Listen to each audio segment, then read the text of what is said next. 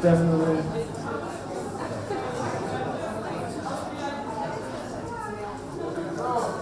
Hello, ladies and gentlemen. Welcome to Art BEEKN and the opening of the exhibition with Brandon Boyd, who is showcasing for the next week his work Topograffiti, and to our art talk with our two participants, Marco Alba from the Junge Kunstfreunde from Cologne.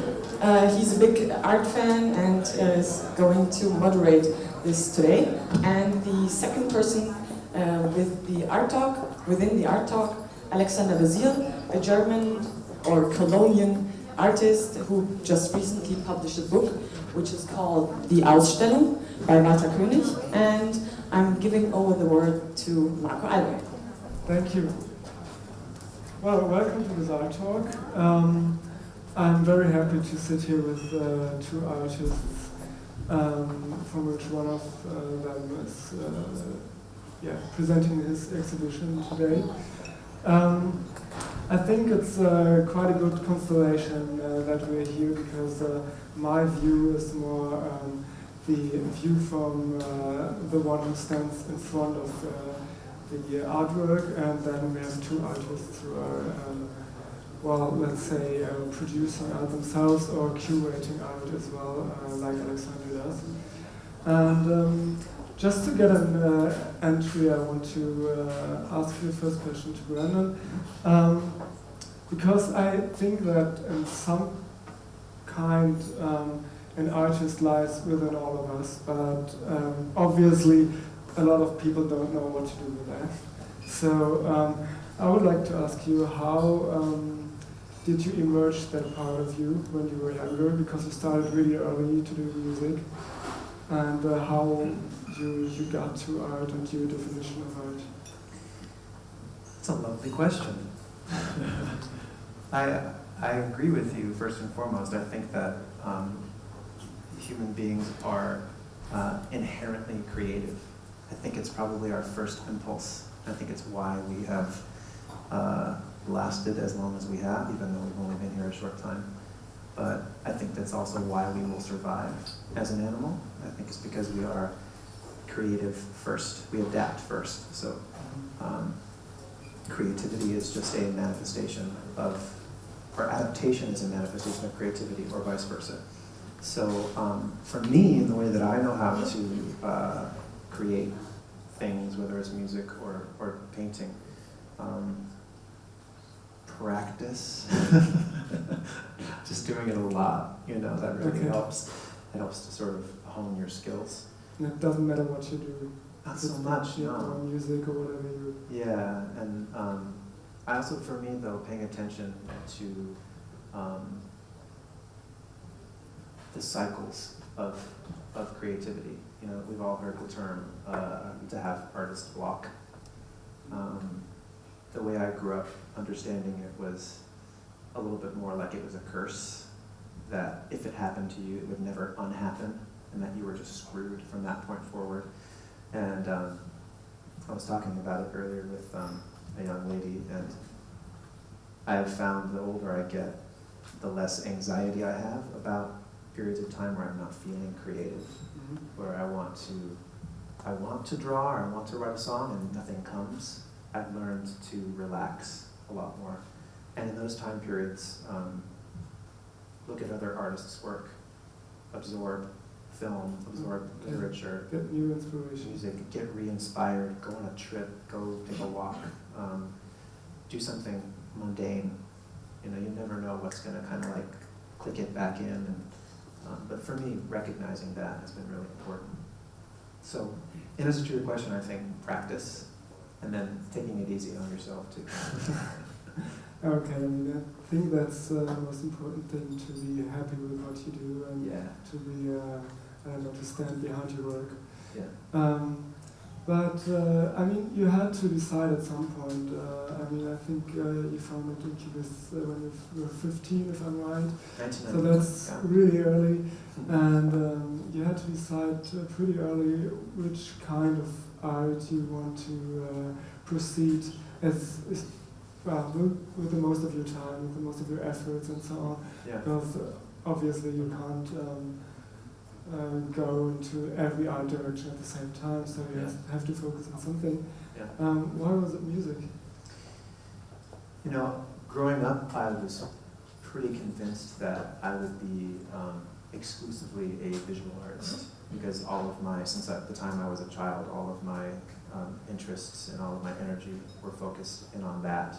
And so when I was a child, like, what do you want to be when you grow up? I would say, like, I want to be an artist. And so I'm sure that they were... So you started painting really early? Drawing and stuff, yeah. Okay. Yeah. I'm sure that worried my parents as well. I want to be an artist. Oh, God. But, yeah. It's going to be an artist, too. He's like, yeah! I think that, you know, I've said this before, and it's an honest answer, though. Music, I never really sang when I was a kid, that I can remember. I loved music, but I didn't really have dreams of being like a rock and roll guy. It was more, actually when I first started going to shows in Los Angeles, this is in the early 90s, I started going to, like, in Hollywood, you know, bands would come through Hollywood and go get to see, you know, big acts and small acts and stuff. It was really that, I was going to shows with a couple of the guys that I grew up with that, you know, we ended up making a band together, but we just got inspired, started going like, maybe we should try having a band. And I have to say though, we were actually quite terrible for the first 10 years. Oh, it worked out quite well. We practiced a lot.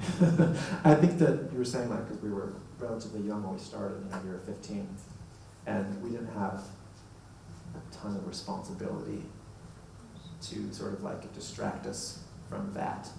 So we had to go to school, which we did, and our parents were very supportive in that they provided, they allowed us the space. They gave us like the garage to practice in and make noise, and they didn't like make us stop.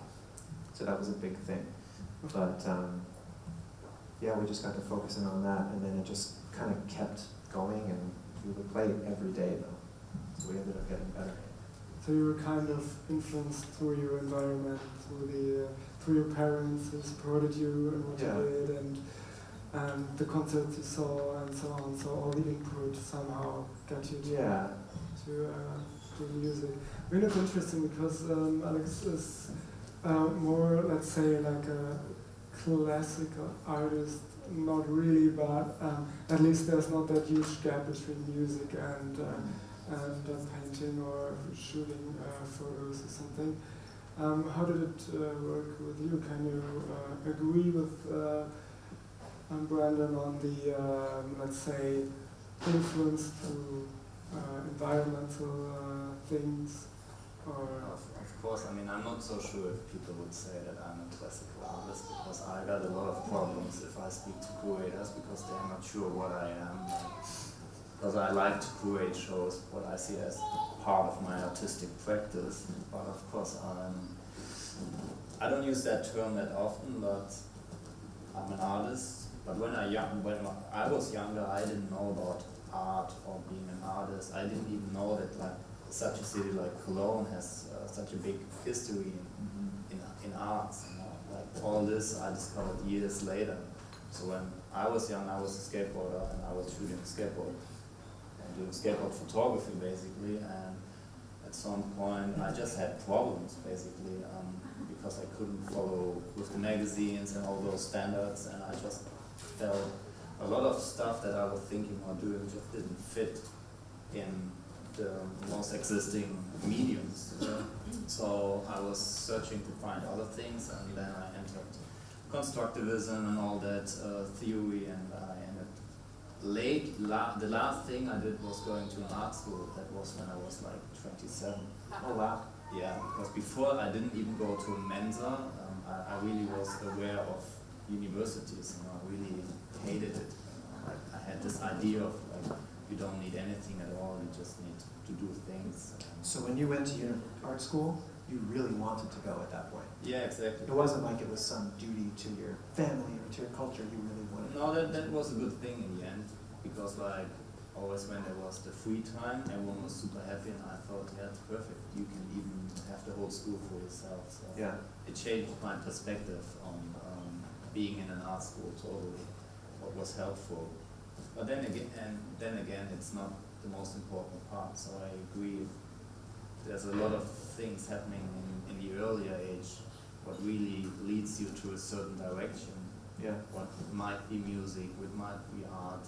And in the end it all comes together, and it's not so easy to, and especially for someone who practiced that, for me it's all the same. Everything I'm doing feels the same. I guess it's pretty much the same for you. Absolutely. If you're doing music or doing a photo or writing or anything, it feels the same. The problem is just for the other one.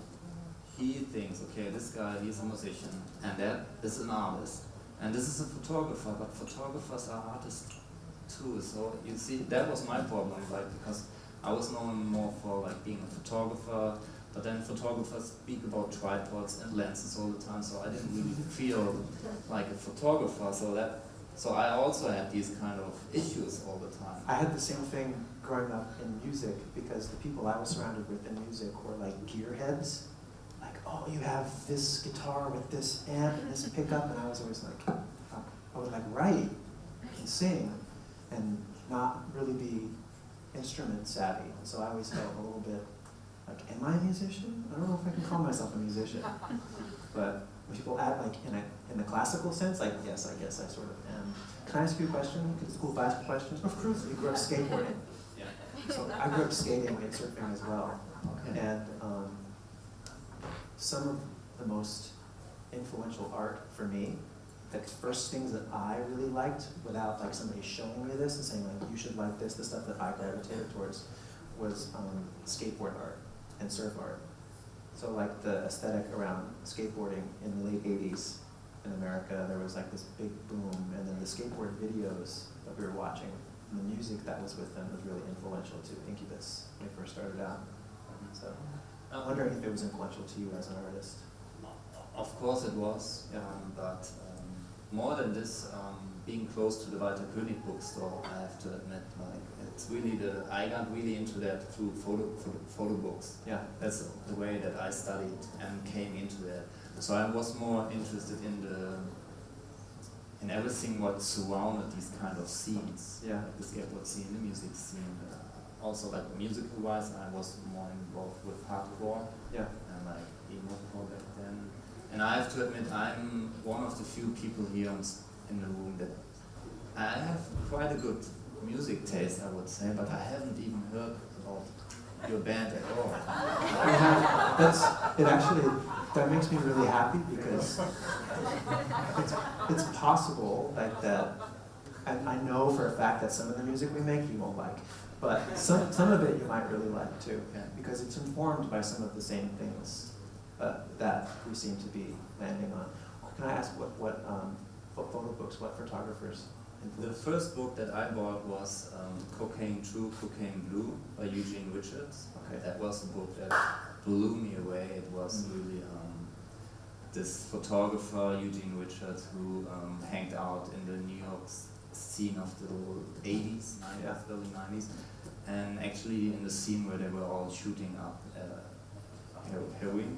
Yeah. So yeah, that really blew me away, because at some point I realized that there's this one particular photograph where you have these two naked girls, a black and a white girl, in a bathroom, and they are shooting up, and you think, okay, it's a crazy photo, but then at some point you realize, fuck, there's this guy.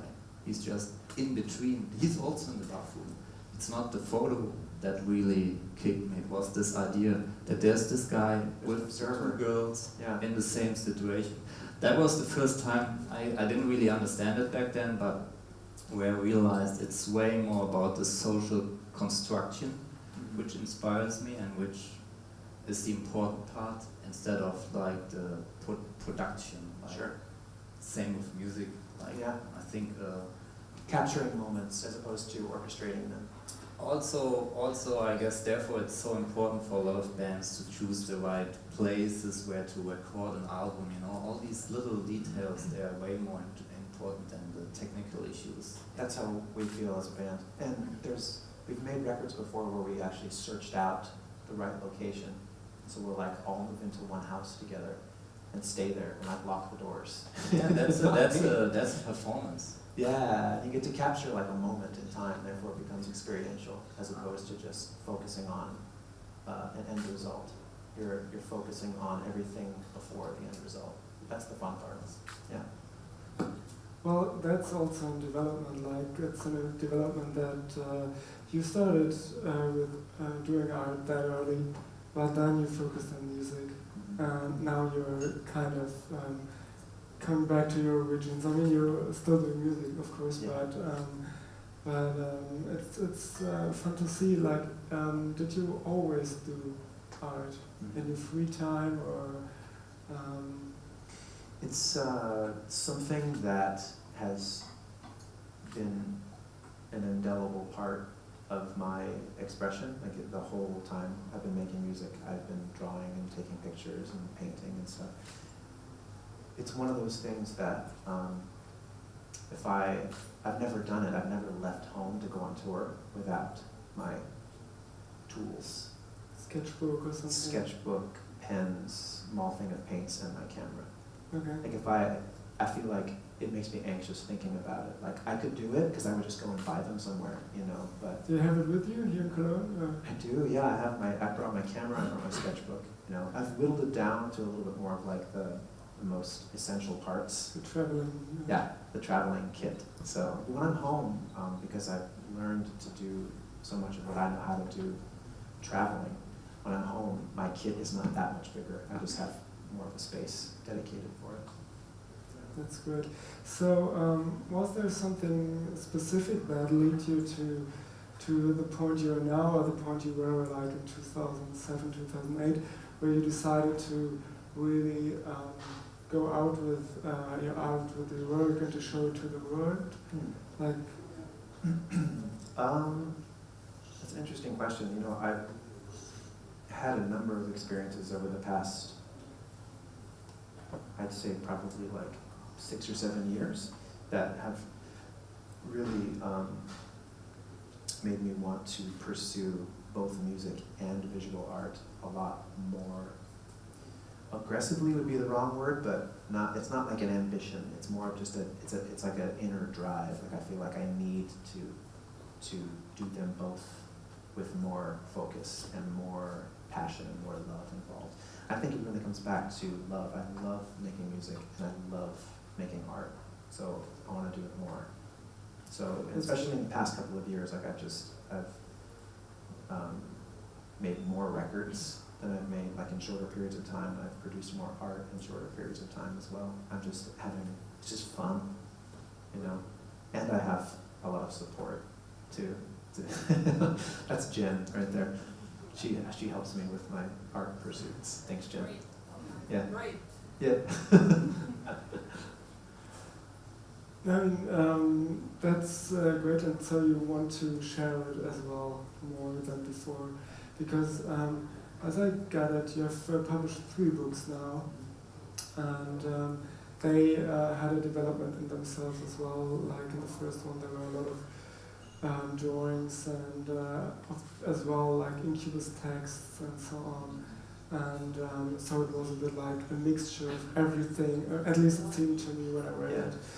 And then it got like more into, well, your newer works and paintings as well, and your actual book, So the Echo, is really like, I would call it an art book which you can buy in an art book store, you know. But the first one was really more like a sketchbook or Like a something to sketchbook. me, like it developed somehow. Yeah, the first two were definitely a lot more, almost like travel scrapbooks. And I knew that I wanted to show the work in that way, but I just had never done it before. So you can see from the 3 books, there's a little bit of a learning curve. I was learning how to do it, and I'm producing them myself, so it wasn't as if there was a publisher or somebody like helping me in that department. You know, So you did that all on your own? Yeah, there was the first 2 books. There was a gentleman named Mark Murphy who helped me sort of curate the collection a little bit. He helped me kind of put it together because I had no idea how to do it. I just knew that I wanted to share it. And you had stuff to share. Right? Yeah, and there was a lot of it, so I had to really kind of like whittle it down. But So the Echo, this last one, I felt like I had a little bit of practice with it, so I actually sort of put it together myself. And I knew I wanted to use vellum to separate chapters. I knew I wanted to use vellum on top. I knew I wanted to do like a kind of marbling on the outside edges. So I was going to do actual marbling, but then Jen and I came up with this idea to do these cool collages of a drawing. So instead of marbling, it's like this weird psychedelic pattern at the front of the book and at the back of the book. But yeah, the newest one is a lot more focused, I think is the right word. I think it's great that you went for books as your medium to get it out there. Yeah. Because like we had that discussion a few months ago when the photo book museum in Cologne opened, which was a temporary museum in Cologne, for a book which is really well known and everybody has one at home or something, because you can afford it, but you could never afford like a photograph and the original or original painting which is in there. Yeah. So I really like that approach. I think you just showed me your book as well, which somehow. So why do you use it? So everybody can afford it, or is it just a medium which you like? Or? There's a few things. That's a cool question, but there are a few things involved there. I think probably the main thing is that for me, growing up, art books, photo books were kind of my main source of inspiration. Like I would escape into art books and photo books. I would totally disappear into them, and then when I'd be done with them, and this is with literature as well, I would emerge renewed, a different person. Just even if it was in a tiny way, I've somehow like gone on an adventure. So I started collecting books since when I was young, and there's something about them. They're so, it's like, to me it's a technology that, yes, it's antiquated in lots of ways, but in certain ways it'll never be outdone. You know, even like I see people reading on tablets and stuff like that, and I've tried it, and it's not the same. Our brain doesn't accept it the same way. We can't delve as deeply as when we're actually turning pages, and when we're like, you smell the book, and you open it, hear the book, and you can pass the book on to somebody, and it's just something tactile about it that you can't get anywhere else. So.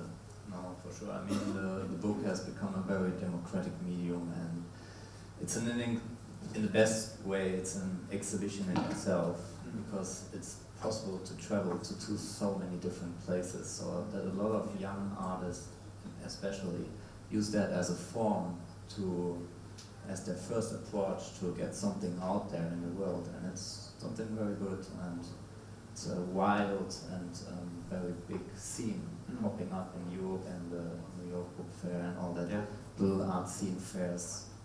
So it's encouraging, isn't it? It's an amazing thing. Well, you said before, you're doing music and art at the same time. Music is also a part of art for me, but so what I thought about, the first thing I thought about was like, okay, there's another celebrity doing something other than he did like the last 15 years, you know, because he's bored or because he can't do the 2 hours gig on the stage anymore or whatever. So I'm not suggesting that you can't. I know. But so it's of course like an advantage for you that your name means something to someone and that it pops into your head. But I think at the same time it has to be a disadvantage because you think something like I just said when you first hear that you're doing art as well. So what's your experience with that? Like how is it going for the last, let's say, 6 years or whatever, where you started promoting your art? Yeah. How did that go for you? You know, it's as much of a disadvantage as it is an advantage. You know, to what you said, that's very true. The first thought is like, oh wow, you know, our band has sold millions of records. Like, I could just sell more shit to them over here. It doesn't matter if it's good or not.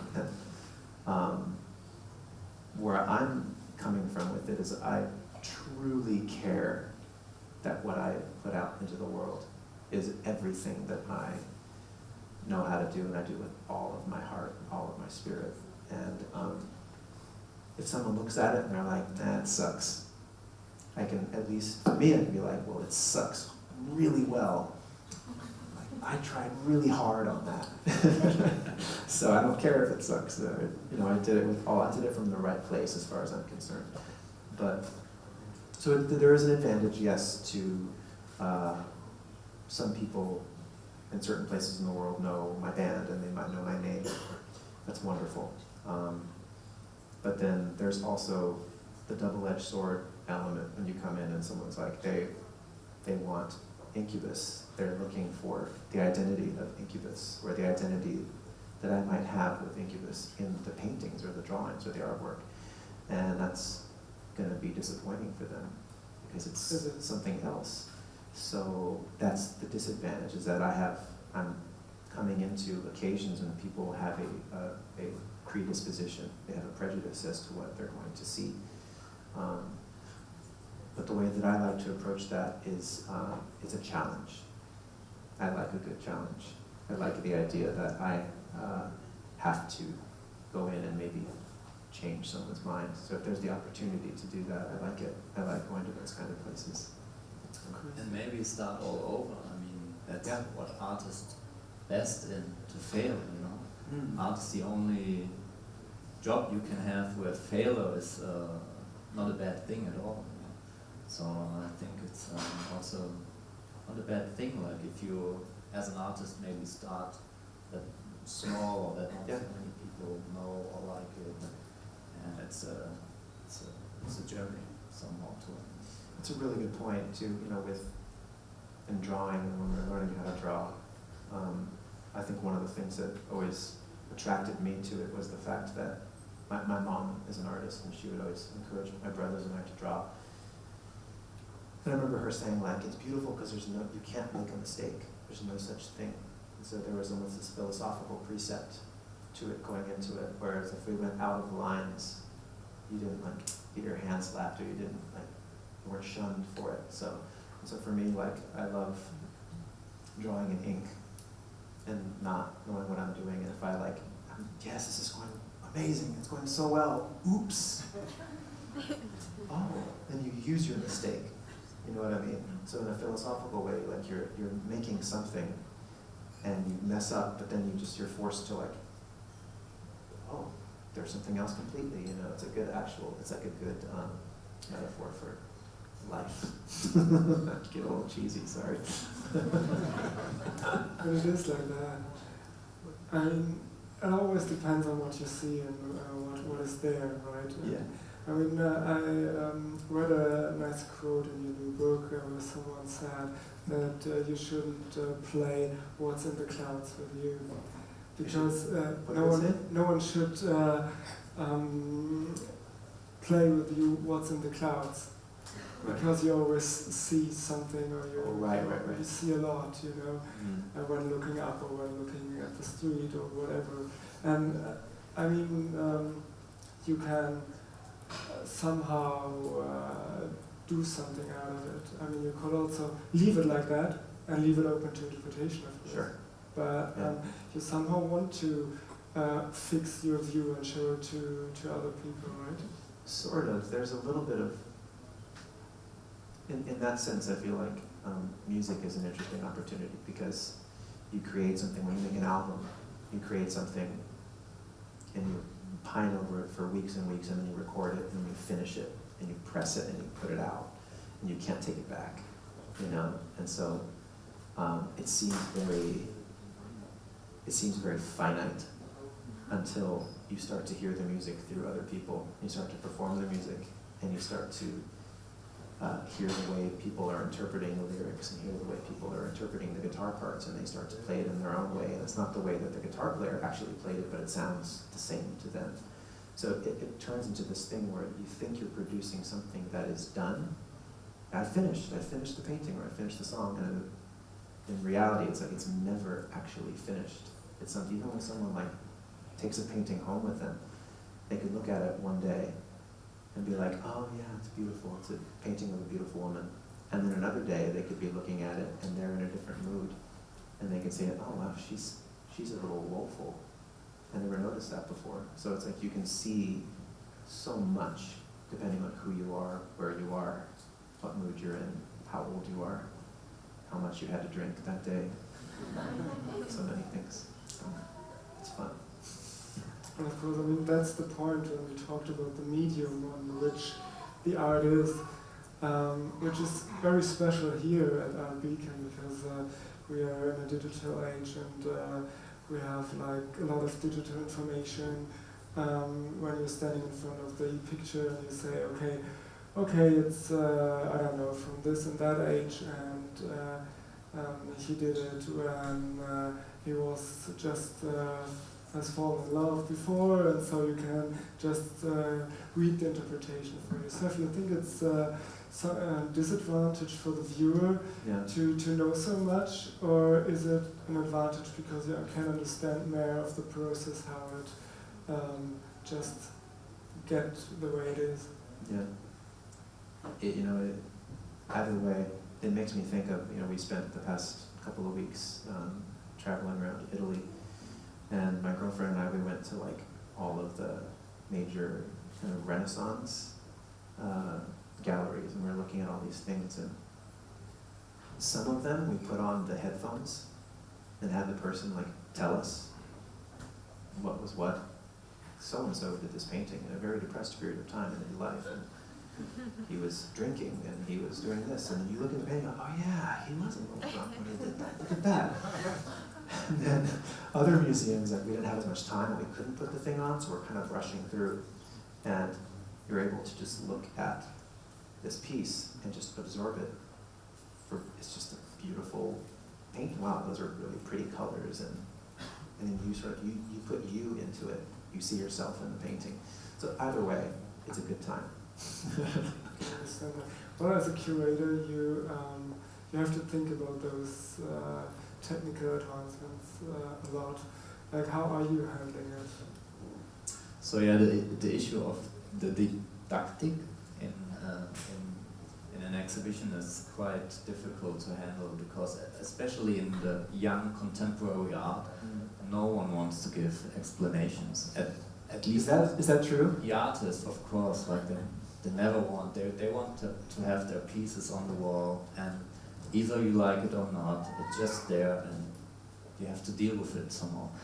But of course, like, we are also in an age where everyone respects the viewer, and the viewer has become part of the art experience. Yeah. So you can't think it without him or her. So of course there's a need to somehow connect those two together. Yeah. And sometimes it's easier because it's so obvious, what you see is what you get. Yeah. But especially the stuff that we do, my partner and me, it's always very difficult to approach to it, because if you don't get this thing somewhere behind, you're lost. And that's something a lot of people appreciate about contemporary art, that you're kind of lost and that you're just floating. That's also an experience what I find very interesting. If I think of the few exhibitions that I really like, it was always the ones that I didn't understand at all. Like the Matthew Barney exhibition in Basel, as an example. I was really lost when I was there. I didn't know what was going on. It's probably refreshing though, huh? Yeah, and I still remember it and thinking about it. But of course there's a need to connect and also involve people with art, because that's what it's also been made for, like it exists only in this relationship with the viewer.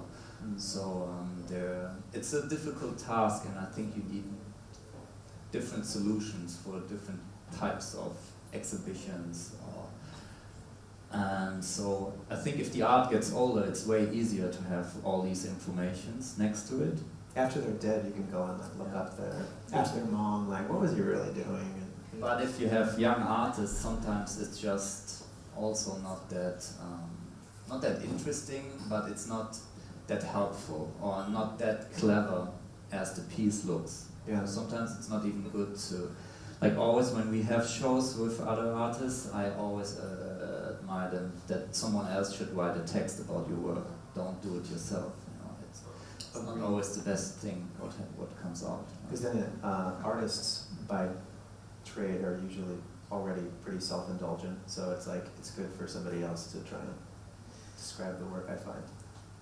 Yeah. Or self-obsessed, I should say. I feel like artists in general, we're pretty self-obsessed group of people. You know, we spend a lot of time by ourselves, like thinking about for things. descriptions, I guess there is always two ways. You either become a poet, like they write so much personal stuff about the work, what doesn't really help. Or you write super technical stuff, especially here in the Rhineland area, where it's very conceptual and pretty clean. So you write a stage, 3 chairs, ventilator. Yeah. That would be the description, you know. So either way, it's like it. Me too.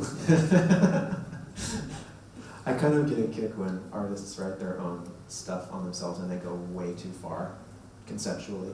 Like I actually kind of like it. To me, that's an art in and of itself. Of course, if you reflect that and if it becomes part of your practice, then.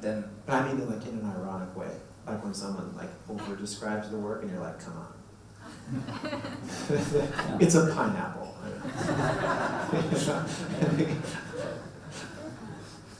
Yeah.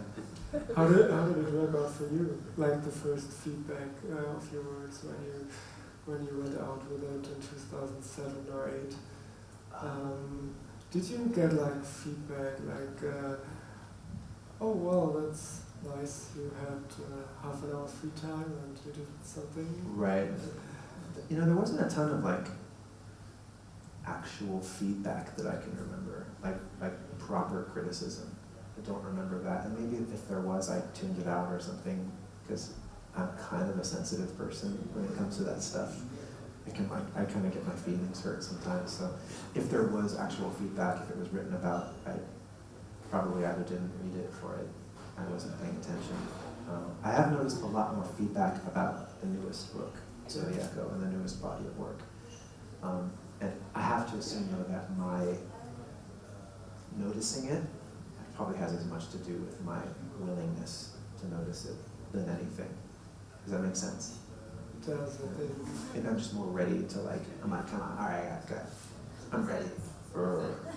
You know? Well, I mean, you have some achievements you can look at, like in your music career.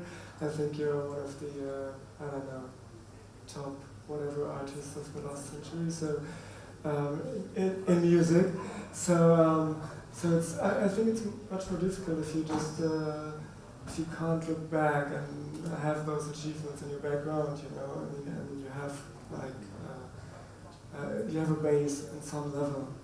Practice. That's also practice. I've had a little bit of practice. You know that there's also paying too much attention to the feedback for me. I've noticed and I've observed as well, and some friends and some peers that have been in music or art. Sometimes the feedback can be destructive. Yes. Not only to the art itself and the stuff that gets produced after the fact, it can also be destructive to the person psychologically. whether it's criticism or it's praise. I've actually found that praise is far more destructive than criticism.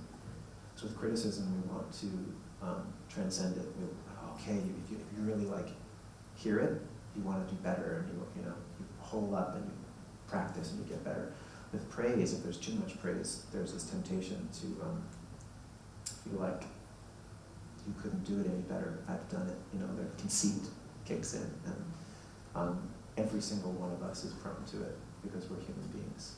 And so, but I've noticed that too much adoration, too much praise on the wrong person can kill them, quite literally. So and it's not to shy away from either one of them, but just understand that. And know how to handle it. Try your very best to stay focused on why are you here? What are you really trying to do? And so for me personally, I've had some wonderful successes in my life, and I'm so grateful for them. But that's not why you do it. You don't do it for the trophy, A part's sort of like, yay, okay, great. What am I gonna do with this thing? Paperweight. There's something it's like love. It's like being in love when you're doing it. While you're doing it, it's very much like being in love. It's like it feels like you're doing the right thing. It feels like you're walking with the wind, if that makes sense. I think it does. I mean, I don't know how it's for you, but... I mean, I don't want to change with him. I think like you said, if he is that important in music, I think it's very hard also to change completely the role and do it in the art world. So it's a very specific perspective you had also, but that's what I like, and that's what I think is great, because like I told you before, next year I want to give a course in the academy here in Cologne, and the claim is how to get out of the art world. So, because that's what I think is really good, if you're interested in art, the best thing you should do is get a job or do something, and get inspired, and then maybe come back and do something with that. So to take all these experience you were just mentioning, that's a great thing. That's like a treasure. So you can do a lot with that. Yeah. So, and maybe that, I checked out your book, and with the photography and the paintings and the sketches, it all comes together to that new kind. It transforms somehow. Yeah. That's something great. I like the sound of your course. That sounds cool. I'd like to take it. Some of my favorite art is art that's uninformed, where people aren't trying to be part of the art world, or they're not trying to emulate any particular style or era. There's a collector in Los Angeles that I've become friends with, and he's kind of like a Ernest Hemingway type. He lived in Africa for half of his life, and he was a hunter, and he has lobster parties at his house where he goes out in the ocean, puts on a crazy camouflage wetsuit and steel mesh gloves, and dives down and lobsters. He's like that guy, but he collects crazy African art, and so he lived in Ghana for many years, and he collects Ghanese movie poster art done by the hand-painted ones. The hand-painted ones, Exactly. potato sacks, and he's done a couple of books on them. They're incredible.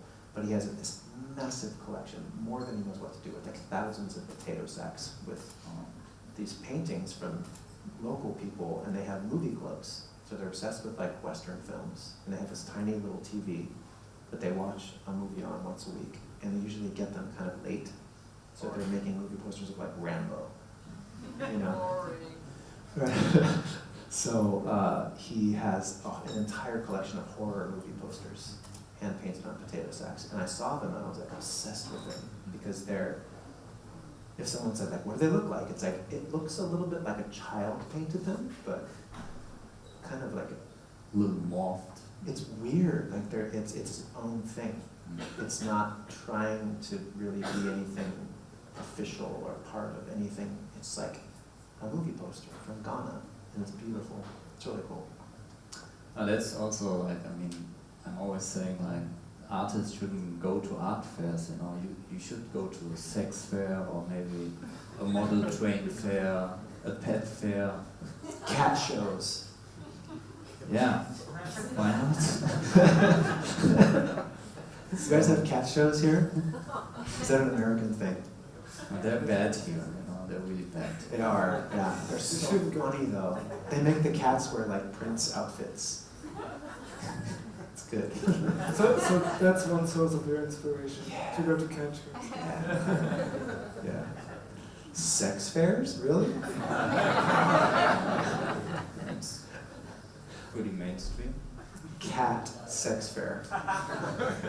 No, don't. Okay, Sorry. I think before it's getting too real here on stage, and with a look at the watch, anyway, the time passes by really quick. So I just want to give some room for some questions from you guys, if you have anything you want to ask either one of them. I think we have a microphone somewhere.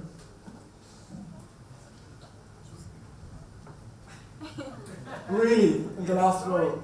Seriously? Or pass it. Pass the mic.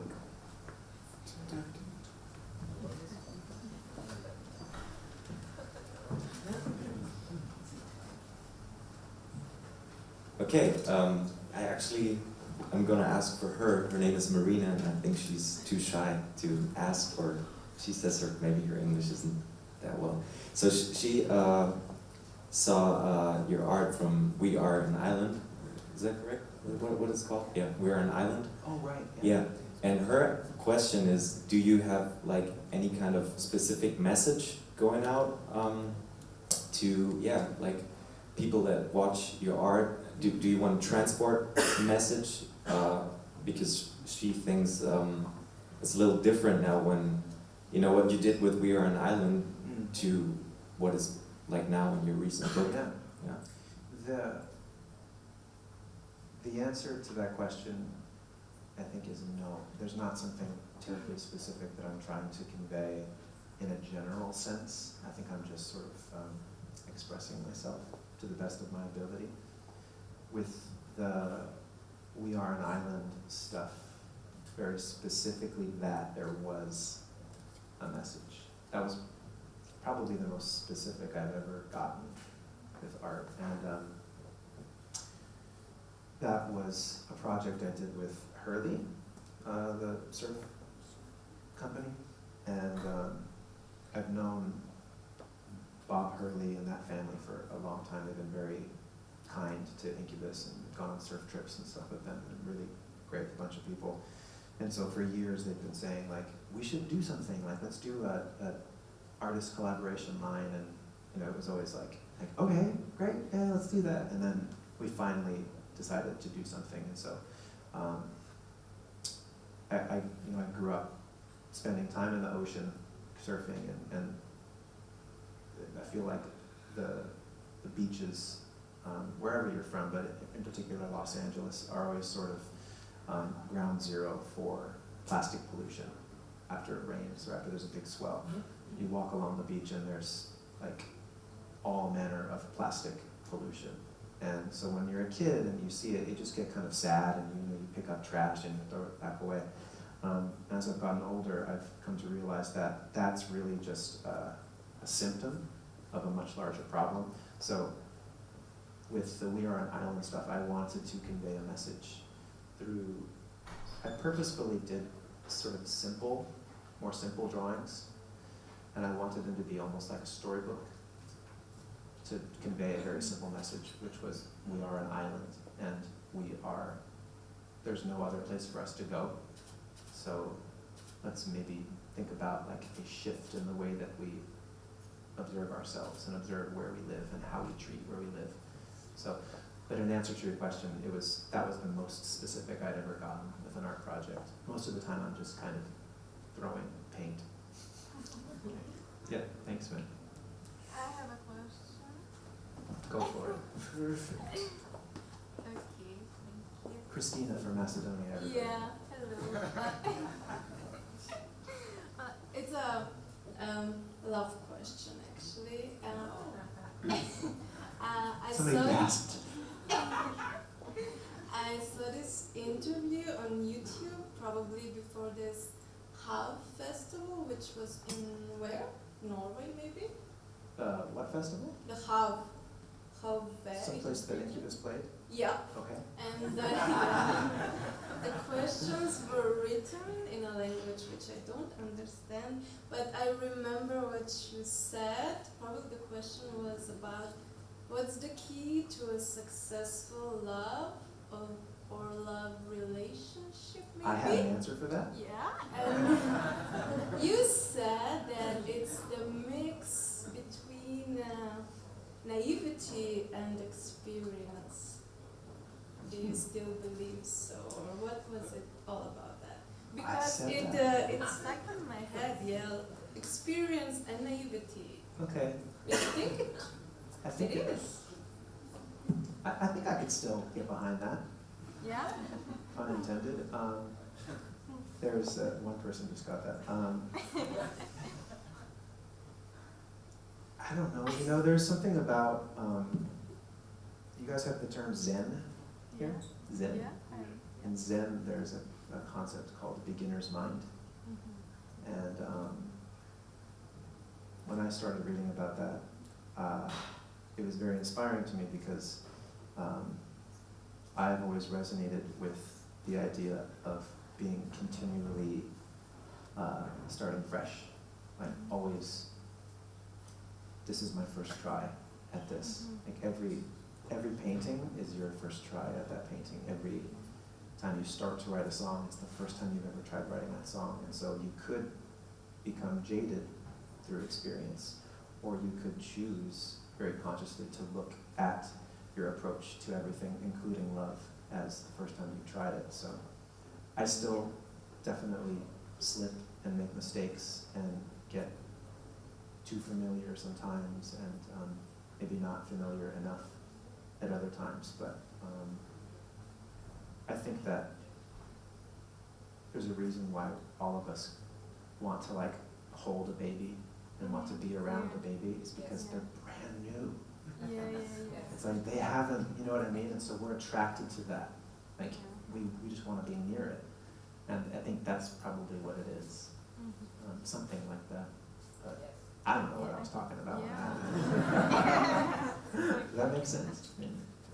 Yeah. Okay. I guess so. I just heard we have time for one more question. Right there. Could you pass it on? Thank you. That's the light. I just want to cruise around with this thing. Once again, directed for Brandon. You were saying earlier before about if you receive awards or trophies as such, you see them as paperweights or whatever. So I'd like to know what you would see as the greatest compliment that you could receive from both A, one of your peers, whether it be an artist or musician, and B, a listener or a viewer. I've had the lovely opportunity to have not really actually received very many physical trophies. You know, the trophies that our band have received are the ones where it's like, you sold this many records. And you've been signed to the Microsoft Foundation? Yeah, or like, you know, like, best try. You know, we've never been the kind of band that like wins Grammys or that kind of thing. We've not been handed many actual physical trophies. And so I think it's a blessing because what we really learned to find compliment in things that are deeply more important, which is a simple compliment on the street when you're in a foreign country and you're walking down the street and you're looking for a place to have a coffee and someone walks up to you randomly and says, I saw you in San Francisco in 2003 and I was like, the best day of my life. And you're like, really? That was literally the best day, like literally the best day of my life. Like that's the coolest thing to say to somebody. Or a compliment that gets me every single time is when a young mom or a young dad comes up and they say, like, when we play your band at our house, like the baby always loves to dance to this one song. Without fail, every time, like the baby like wants to take its shirt off and like move around. And I don't know why, but like that gets me every time too. Because once again, like the child is such a pure expression of love, and if it's reacting to your music, it must be okay. So, yeah. Thank you for that. Cheers. I think I speak for everyone and say we appreciate you being here and Thanks. made tonight a good one as well. So thank you. Thank you guys. Yeah. So, thank you very much for your attention. I think we have a lot of ARTY experience here, and some DJs and drinks later on as well. Thanks. Thank you.